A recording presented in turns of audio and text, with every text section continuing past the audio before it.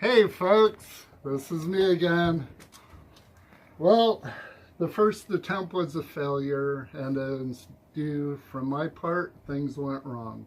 Yes, I am a dumbass sometimes and not afraid to admit it. Always use the gaskets supplied in the hutch mounting kit,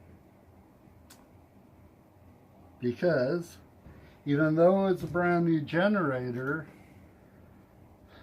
don't know if you could see that, the gasket was already preformed. It had divot in it from being originally torqued down. Even though I've worked on a lot of Hondas and Honda carburetors, I always got in a habit of reusing their gaskets if they were not ripped or torn. And I did the same thing this time.